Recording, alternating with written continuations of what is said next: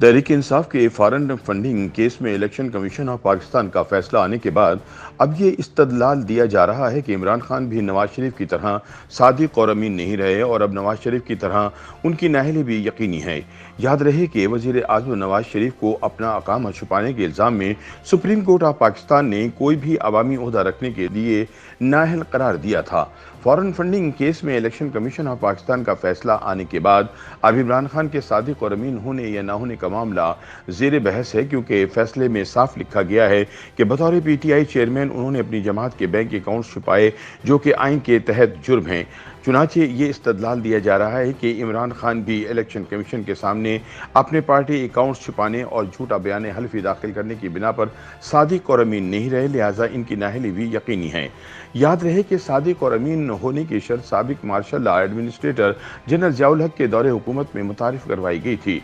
साबिक chief justice of Pakistan Saqib Nisar ने 2018 में इमरान खान को सादिक और अमीन करार दिया था, जिसके बाद से मौसूफ खुद को अदालती सर्टिफाइड सादिक और अमीन करार देते हैं। लेकिन इलेक्शन कमीशन ऑफ पाकिस्तान के फैसले के बाद सूरत हाल बदल चुकी है। अब सवाल यह है कि सादिक और अमीन अदलिया की नज़र में कौन होता है। इस सवाल के जवाब की तलाश में हम सुप्रीम कोर्ट के इस फैसले की मदद लेंगे, जो कि तहरीक इंसाफ के सरबराह इमरान खान की जानिब से वजीर आज़म नवाज शरीफ को नाअहल करार दिलवाने के लिए दायर दरखास्तों पर दिया गया था।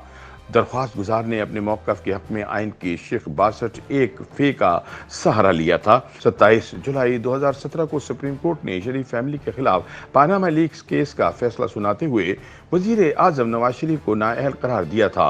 मुल्क की तारीख के इस बड़े केस का हतमी फैसला जस्टिस आसिफ सईद खोसा की सरबराही में जस्टिस एजाज अफजल खान, जस्टिस शेख अजमत सईद, जस्टिस एजाजुल एहसन और जस्टिस गुलजार अहमद पर मुश्तमिल सुप्रीम कोर्ट के 5 रुकनी लार्जर बेंच ने सुनाया। फैसले के मुताबिक 5 जजों ने मुतफ़क्का तौर पर वज़ीर आज़म नवाज शरीफ को नाअहल करार देते हुए कहा कि उन्होंने कैपिटल FZE से मुताल्लिक कागजात नामजदगी में हक़ाइक़ छुपाए, लिहाजा नवाज शरीफ अवामी नुमाइंदगी एक्ट के शिक 12 के ज़ैली शिक 2F और आर्टिकल 62 के शिक 1F के तहत सादिक नहीं रहे। जजों ने कहा कि इस बुनियाद पर हम नवाज शरीफ को रुकने मजलिस शूरा के तौर पर भी नाअहल करार देते हैं और election commission of Pakistan Nawaz Sharif की नाअहली का नोटिफिकेशन फौरी तौर पर जारी करे। अदालती फैसले में करार दिया गया कि अदालत जाली ट्रस्ट डीड, झूठी दस्तावेजात और बयान हल्फी दाखिल कराने की सूरत में कार्रवाई का हक रखती है। फैसले में चीफ जस्टिस को ये दरख्वास्त की गई कि वो सुप्रीम कोर्ट के एक जज को नामजद करें, जो अदालती फैसले पर अमल दरामद कराने के साथ साथ नैब और एहतिसाब अदालत में चलने वाले केसों की निगरानी भी करें। याद रहे कि जस्टिस अजमत सईद का शुमार 5 में से उन 3 जजों में होता है जिन्होंने JIT के जरिए वजीर आज़म और इनके अहले खाना के खिलाफ शिकायत की तफ्तीश का हुक्म दिया था। उन्होंने फैसले में शिक 62 के बारे में लिखा कि इस शिक की बुनियाद पर किसी को परखने से पहले इस ज़मीन में कोई अदालती फैसला होना जरूरी है।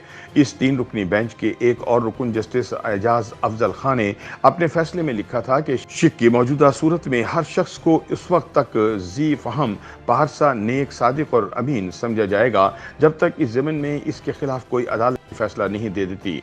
5 रुकनी बेंच के एक रुकन जस्टिस आसिफ सईद खोसा ने, जिन्होंने नवाज शरीफ को नाअहल करार देने का फैसला दिया था, आइन के शिक 62 का हवाला देते हुए लिखा कि ये दुरुस्त है कि किसी उम्मीदवार की सदाकत का फैसला करते हुए किसी अदालत की तरफ से इस ज़मीन में फैसला मौजूद होना चाहिए।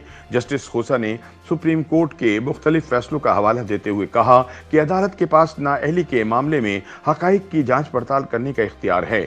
जस्टिस गुलजार अहमद ने पानामा लीक्स के मुकदमे में लिखा कि 18वीं तरमीम से पहले किसी भी रुकने पार्लियामान के खिलाफ शिकायत करने में कोई रुकावट नहीं थी, लेकिन 18वीं तरमीम के बाद किसी के खिलाफ अदालती फैसला होने की शर्त शामिल हो गई। वज़ीर आज़म नवाज शरीफ और इनके अहले खाना के खिलाफ मुकदमे में यह भी मामला ज़ेरे बहस आया कि क्या सुप्रीम कोर्ट खुद भी इनके खिलाफ इल्ज़ामात पर फैसला दे सकती है या इसके लिए मामला ट्रायल कोर्ट में भेजा जाएगा। जस्टिस अजमत सईद ने वाज़ेह किया कि अदालतें कानून की बुनियाद पर काम करती हैं और इखलाकी सवालात इनके दायरे से बाहर हैं।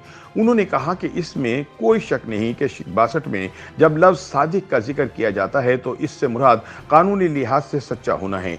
یہ اخلاقیات کا سوال نہیں بلکہ اس صداقت کی قانونی حیثیت ہے۔ یہ ایک آبجیکٹیو تقاضا ہے نہ کہ سبجیکٹیو۔ انہوں نے کہا کہ عدالتوں نے اس معاملے میں کبھی اخلاق کی بنیاد پر فیصلہ نہیں کیا۔ جسٹس آصف سعید کھوسہ نے اپنے فیصلے میں اپنی ہی ایک پرانے فیصلے اسحاق خان خاکوانی بنام نواز شریف کا حوالہ دیا، جس میں انہوں نے بتایا تھا کہ آئین میں صادق اور امین ہونے کے لیے اتنی سخت شرائط کیوں رکھی گئی ہیں اور ان پر عمل درآمد میں کیا مشکلات پیش آ سکتی ہیں۔ جسٹس کھوسہ نے اپنے پرانے فیصلے میں لکھا ہے کہ کسی کے ذی فہم اور نیک اور پارسا ہونے کا فیصلہ کرنے کے لیے اس شخص کی پوری زندگی کا احاطہ کرنا اور اس کی ذہنی کیفیت سمجھنا ضروری ہے۔ کھوسہ نے لکھا کہ صادق اور امین کی شرط تو ظاہر ہے پیغمبر اسلام کی صفات میں تھی۔